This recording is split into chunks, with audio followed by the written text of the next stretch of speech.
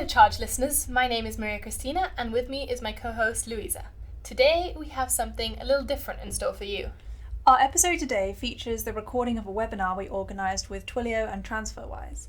It was such an interesting chat that we wanted to share it with Charge listeners and anyone else who couldn't tune in at the time. The discussion focused on 2FA and account security. Chairing the session was Simon Thorpe, Account Security Product Director at Twilio, and he was joined by Ed Dowling, Product Manager for Account Security at Transferwise, and Tom Mullen, CEO and founder of Develop. Enjoy! Hello and welcome to this webinar. Thanks very much for joining. My name is Simon Thorpe and I work in the product group here at Twilio for the account security team. And today the webinar subject is going to be about securing financial applications with two-factor authentication or 2FA, and I'll be your moderator. Yeah, let's introduce some of the people here. So first of all, I'd like to introduce you to Ed Dowling. So Ed, can you just give us a little bit of background on your position and what you do for Transferwise and what Transferwise does? Sure. Thanks, Simon. So, as Simon mentioned, I'm Ed Dowling. I'm a product manager at Transferwise. Transferwise is an international peer-to-peer money transfer platform. We're based in the UK, but we operate internationally. Every month, we facilitate about $1.2 billion in international money transfers around the world. And I'm responsible for the security team at Transferwise and specifically focusing on account security. Smashing. Thank you very much, Ed. And the second gentleman who's going to be joining us today is Tom Mullen from Develop. Tom, could you give us a little background as well? Sure. Hi, Simon. Hi, Ed. So I'm Tom Mullen, CEO at Develop. We're a tech consultancy firm and we work alongside our clients to build secure and scalable platforms. We've got a strong focus on fintech, and amongst other things, we've built platforms that process hundreds of thousands of transactions in developing countries, as well as some communication systems that process highly sensitive data in heavily regulated industries. Smashing. Thanks, Tom. Appreciate that. So my name is Simon. As I've described already, I work here in the product team at Twilio, and we develop a range of products that are all exposed as APIs that allow customers to verify users, provide two-factor authentication and authentication solutions, and also provide self-service capabilities for people recovering access into applications.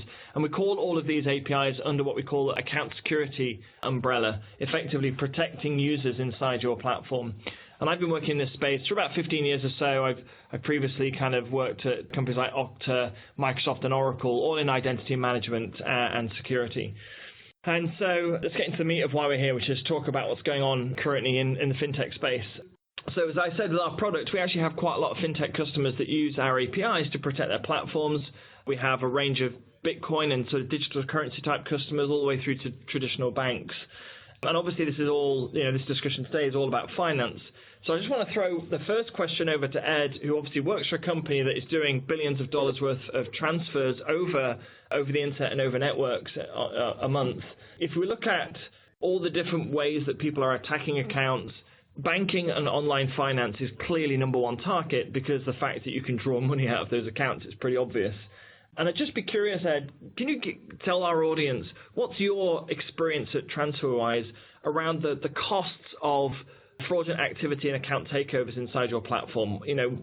When you look at somebody who's lost their password, who doesn't have good account security, and their account is taken over, what's the typical business impact to you? Yeah, good question. Thankfully, at Transferwise, we've never lost customer funds due to account takeovers or fraudulent access of accounts, which is great. So our customers' money has been kept safe, but the cost to us as a business comes in a number of ways. The biggest one is that it forces the security team to go into a reactive mode. When we detect an attack has occurred, when we see that passwords have been compromised, and people have gained fraudulent access to an account, it takes the team away from being able to be proactive in building stronger security features and keeping our customers' data safe to actually assessing the full impact of an attack. We need to be sure, 100% sure, that we know the extent of what has happened to accounts and what the attackers have done with those accounts. We need to notify our customers. And so there's all of these. It takes days, if not a week or two, to actually fully understand and appreciate the full implications of an attack. And when that keeps happening, and then that is a huge detractor on product development and product speed. And so The new normal for Transferwise now is for us to be under attack on a fairly regular basis. As I mentioned, all of our customer data has been kept safe and customer funds are being kept safe, but we always have to be diligent in responding to them. And so it's a new normal for us. So yeah, so the cost is quite high in labor. All right. Sounds like you've got someone walking into the room there in the background. So, but when we're talking about on the cost side, do you actually, before you go into it, I mean, you're being very careful here to stress that, hey, we've never actually lost any funds. But as a business, do you calculate what the potential impacts could be? Because obviously when you're trying to build a product, you've got all the product features that make you money, and then you've got all the product features that actually defend the platform, and you're obviously constantly juggling those decisions. So when you're trying to figure out how much do we invest in protecting the platform, are you always trying to calculate the offset with things like the cost that it could have, the cost impact it could have to your business based on the potential loss? And again, I'm not pointing out the fact that you have ever lost any account funds. Well, so I think one of the biggest things for Transferwise now is that we have built a product which is best in class in terms of speed, convenience, and price. We're delivering a great product for our customers. The big issue that we have with any sort of security incident is actually a trust issue. So we can be the fastest, the cheapest, the most convenient, but if we lose our customers' trust, that's a major cost to us. So we have to balance that up. And so when we approach account security at Transferwise, it's not just how do we develop a secure login mechanism, for example. It's how do we develop a secure suite of tools and security culture within the company that means that our product teams can actually focus on delivering continued value to customers while using that suite of tools like 2FA, for example, to authorize transactions or to authorize other account changes, and in order to make sure that we maintain our customers' trust while also delivering an outstanding product. Right. Tom, what's your perspective on this, working for a company that doesn't build a specific product but deals with lots of customers that are building products? How do they approach the cost of attacks and fraudulent activity within their business? Sure. So I've actually got some interesting stats here for you that can really help us quantify in a monetary terms what these attacks can mean to businesses that we deal with on a day-to-day business. So according to Lloyd's, the British insurance company, hacking attacks on UK businesses have cost investors £42 billion. A typical FTSE 100 firm is worse off on average by £120 million after a breach. And it's been found that their share price can fall by up to 1.8%. Now, obviously, we're talking about publicly listed companies here, but the effects of smaller SMEs are actually heightened. They don't have the war chest to be able to deal with these as efficiently. So if they do suffer a breach, it can very well mean the end of their business. So with the financial implications aside, as Ed said, there's significant other implications to your business.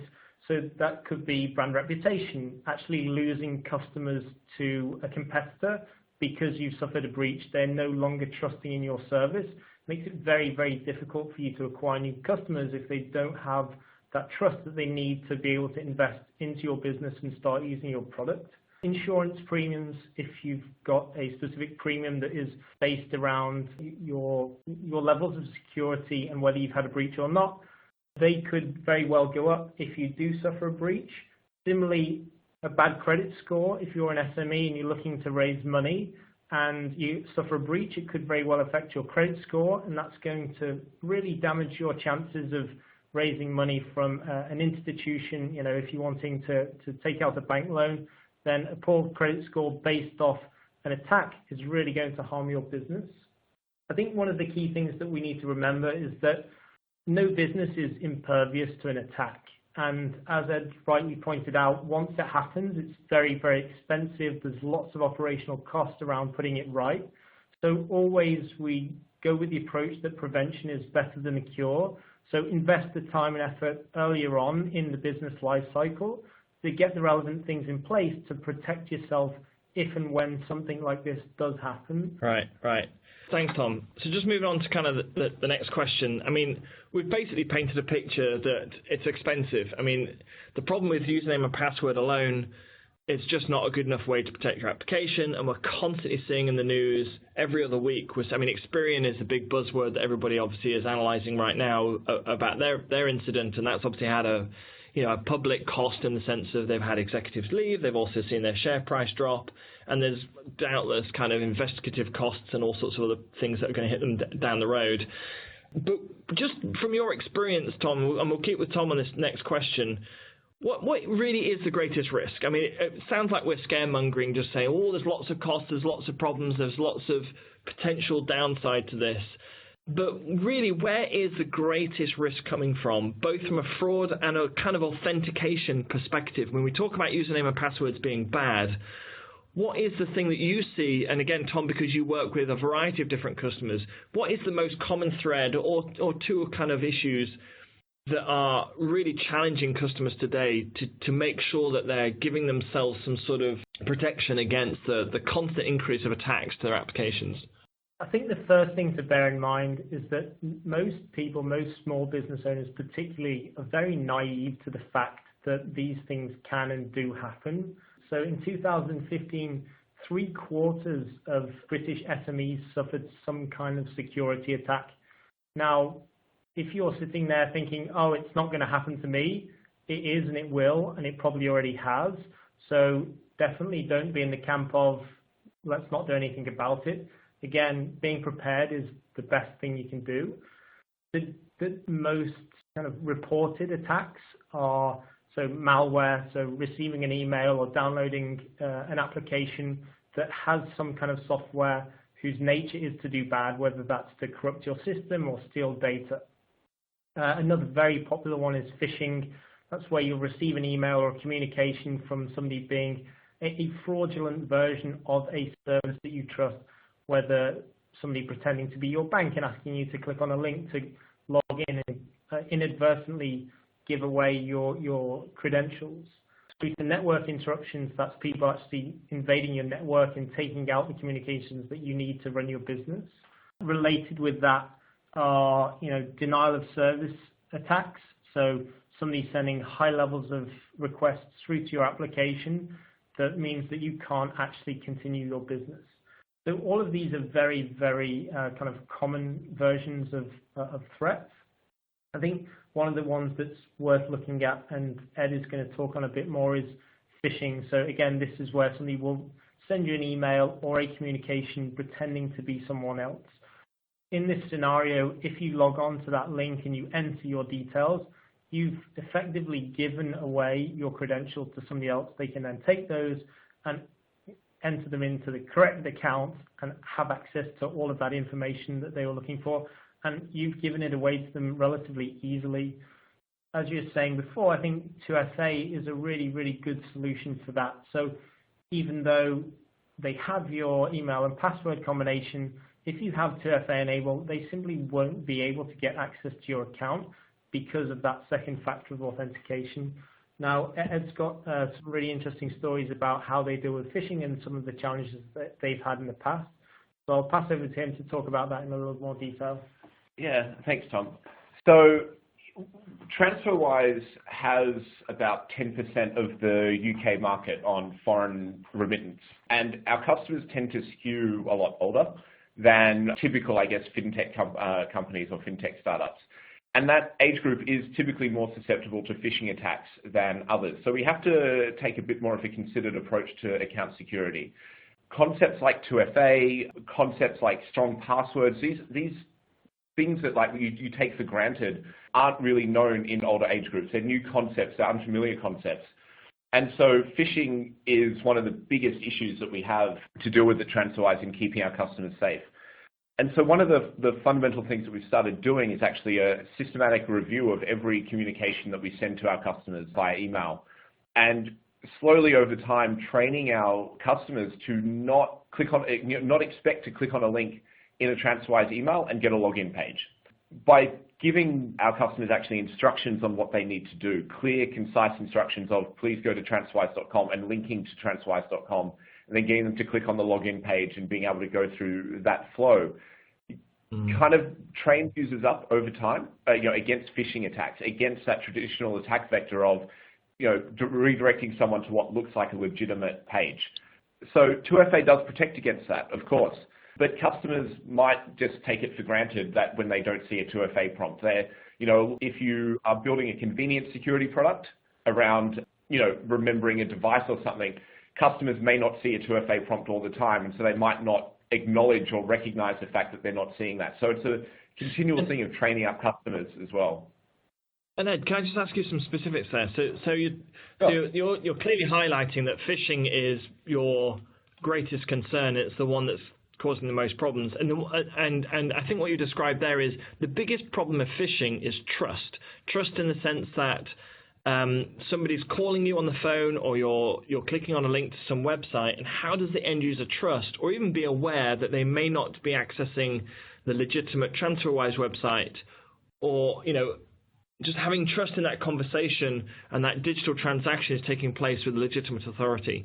And then you were mentioning that the 2FA pop-up can kind of help build that trust. Describe a little bit more what you mean about how you've implemented, and as a customer of ours, you've implemented one of our SDKs to increase that trust and reduce the risk of phishing. Just give me an idea, for people on the phone that might not be that aware of how that works, try and put it in their minds. Sure. So effectively, when a customer with OneTouch 2FA comes into Transferwise and logs into their Transferwise account, they are presented with a prompt that says, please open up the Transferwise application to authorize this login request. And then on the application, when they open up the application, they see, cool, we are authorizing a login request that is coming from Chrome, or that's coming from Chrome in Germany, or wherever the request is originating from. And so with that flow, customers are able to instantly recognize it. And one of the great things about doing this is that it has a yes, I approve button, and it also has a deny button. And the deny button is really valuable because that gives us an early warning sign, a very proactive sign that some accounts have been compromised. Because if we can see an uptick in the amount of approval requests, for example, that are being denied, that's a big early warning sign for us that, hey, people are getting access to accounts. And botnets are very good at hiding attacks, right? They're very good at slipping under the radar with their request rate. So keeping track of that metric is very valuable. If I kind of understand tying these two things together, the 2FA pop-up piece, and you're talking about, I think, a push authentication where a notification goes to the phone, says that, hey, that you're logging in, and that login allows you to respond on the phone very easily without having to type codes in or anything. So in a phishing attack, let's say somebody sends me an email, I click on it, think I'm going to the Transferwise website,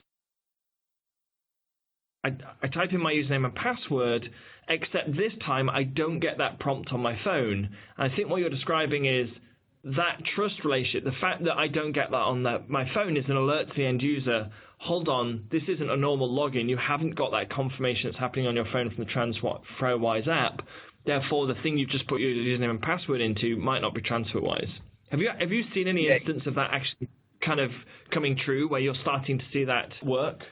Thankfully, it's very rare. We do see people, in credential stuffing attacks. We do see usernames and passwords being accurately guessed. Often those lists come from other sites where password reuse is the biggest issue. Thankfully, we haven't, as I mentioned, obviously we haven't had any customer funds stolen, but we do have customers, very few of them, but they come and say, hey, I got this login request, but I wasn't logging in. So it is a very good warning sign. But the other good thing as well is that even if a customer doesn't immediately recognize that they're doing it, that's happening, their account is still safe. When the attacker goes to actually use those credentials, they're not going to be able to get into the account because it's protected by push-based 2FA. Gotcha. And even I think the other mechanisms of 2FA, like typing in a code, they're actually susceptible to phishing as well, because I could be typing that code into the false website, which is then replaying it against the real website. So by having that transaction with the phone, I think you're saying you're getting a much better separation of the real website and the invalid website, and reducing the abilities for the phishing attacker to try and capture that information to replay it against a legitimate website. Yeah, completely. It's a lot safer than just using a code-based entry system like SMS or a Google Auth type setup. It's a lot more secure. So moving on to like the last sort of question of discussion here, and kind of keeping a little bit on the theme of protecting and phishing access to your online accounts. Seeing a lot of digital currencies in the news. We're seeing Bitcoin prices go through the roof. We're seeing, especially in our business, we're seeing a lot of attacks to Bitcoin accounts. And the problem with Bitcoin and digital currencies is, A, they're right at the forefront of financial technology in the sense that they're still very new. There's still lots of mechanisms which haven't quite perfected their capabilities. And if you take money from somebody's Bitcoin wallet, it's gone. It's hard to reverse those transactions. It's hard to just put money back into the account, because that's the nature of these digital currencies, is that once you hold those bits and bytes that sustain that particular coin, it's wherever they live is where the value is. So with that said, and the never-ending increase of criminal activity trying to get into these digital currencies and these online financial applications, what do you think the future is for these technologies? Do you think Bitcoin's doomed? Do you think it's got a sustainable future? And obviously your business doesn't rely on it, but how do you think that's going to play out over the next few years? So I think Bitcoin is, I think one of the common mistakes that companies or that people think about or make when they're talking about Bitcoin is that they put blockchain and Bitcoin together and treat them as one and the same. So I think that Bitcoin as a currency is very volatile. We don't see a lot of benefit to using it as a method of transferring funds from one country to another due to the volatility that's involved with it and that increased criminal risk and fraudulent and fraud risk. But the blockchain is actually quite interesting to us. Having a distributed ledger of verified transactions is incredibly valuable for us to be able to solve a lot of, the operational issues of moving money across borders. And are there security users for blockchain as well? So even though we're looking at digital currencies having inherently a security problem in the sense that if you can break into the wallet and steal them, they're gone. But you're saying that some of these back-end technologies are also, could they be used in an authentication manner? Yeah, absolutely. I think there's a lot of early work being done on, smart contracts and on, and I'm really watching, how the insurance industry adapts to Bitcoin, because there seems to be a lot of interesting movement there. There's even and in wide, the legal industry moving. Interesting. Moving over to Tom from Develop, have you had much experience working with customers that are dabbling in digital technologies or digital currencies specifically? The short answer is no, but clearly it's very high on the radar for anybody who's working in fintech or most kind of digital-focused industries. And I just wanted to touch on a couple of points that Ed made there, specifically around the kind of safety and security of these currencies.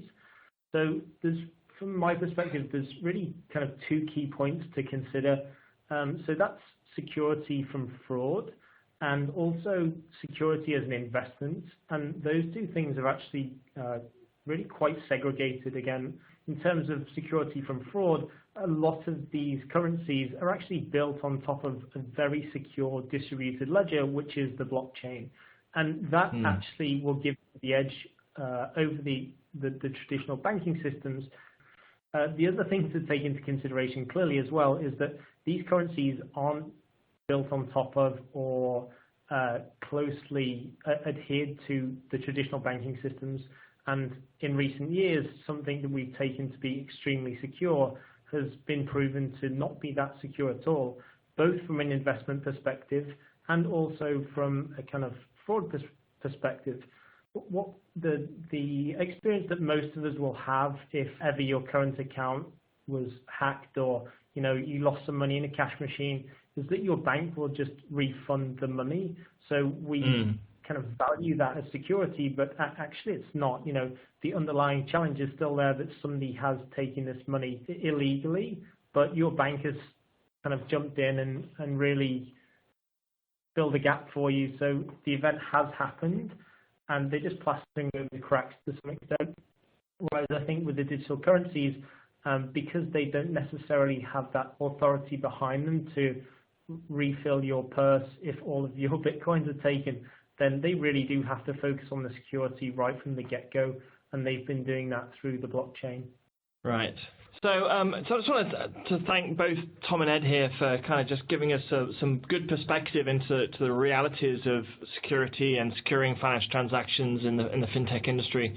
Actually, we've gone over time on some of these questions, so we don't have a great deal of time to address some of the Q&A. But Ed, we've got one question here that's come in that's quite interesting, and this is specifically targeted to you. As David has asked, when it comes to transferring money globally, are you finding that different markets have a higher security burden than others? Yes, absolutely. So a prime example of this is actually the US market. The US financial system is quite complicated, to say the least. And so one of the big examples with that is ACH pull, which is a method of taking money out of a bank account. For Europeans, it's like a direct debit. And so one of the big issues that we have, is actually if people gain access to those details, they can pull funds from a customer's bank account in the US. So there's extra safeguards that we have to put in place when dealing with ACH account details to prevent things like ACH pull happening. These sorts of security requirements, like there's a big lag behind regulation and behind what the law says and what is technically capable. So we have to deal with that, like transferring money and the security implications around the world. Yeah, interesting. Thanks, Ed. And I think we've got time for one more question. I'm just going to choose one here. And this person seems to be saying that, so they have a startup and they're looking at going into adding financial transactions into their application, and they're concerned around all the phishing and a lot of the types of attacks that are happening. What's the number one thing that they could do in the shortest time that has the most impact? I think given that we're talking about 2FA, that is a really, really easy thing to do from a technical perspective, that is. So implementing Twilio 2FA into a new platform is very, very simple. So that's really from a tech side. But in terms of an organizational side, the best thing to do is just prepare. Sit down with your colleagues, with your company, and discuss what an attack might look like. What are the threats? And then start to analyze how likely are they to affect you and your customers. And once you've done that, then you can get a plan in place so you can start to mitigate against the risk before it's even happened. If you're well prepared and you do have a clear process of how you've got to where you've got to, people are receptive to that and they do understand, and that often is a good opportunity to forge trust in a good way. And inevitably, if you put that preparation in place, you'll be able to deal with it and you will reduce the collateral damage by orders of magnitude. And if I can just add on to that, I think that it's very easy to look superficially at security features like 2FA as being burdensome to conversion.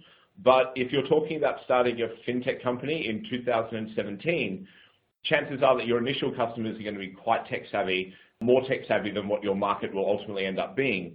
And so they're going to look for those features, and they're going to hesitate to sign up to a service that does not offer what is now considered basic features like 2FA. So I think it's really important to consider that early and actually to think about security as a means of earning customer trust faster. And just as one little metric on back up that point, we actually ran an experiment where we told customers up front what our security mechanisms were, and we actually saw a 15% increase amongst one customer segment that we were doing the test on in conversion rate by telling them what our security features were before sign up. Wow, that's pretty impressive, actually. I wonder if the savviness of the general population is going to follow suit with the awareness of wanting security features in their online financial platforms. I'm just thinking of my father. If I asked him, hey, Dad, when you bank online, are you aware of the need for security, and would you make a decision on which bank to use based upon that? And I think the media is actually doing a pretty good job of informing people of the risk. And I wonder if people are slowly putting two and two together as they see what's happening in the news. They're seeing data breaches. They're seeing other people lose access to finances online, and then to inform their own decisions as they move forward. I'm getting prompted here to stop. We've run actually quite a bit over time. I just want to quickly say thank you to Ed and Tom. I really appreciate you both joining us today. I know it's a good chunk of time out of your day. So I'd like to say thank you to everybody, and that's the end of this webinar. Cheers. Thank you. Thank you.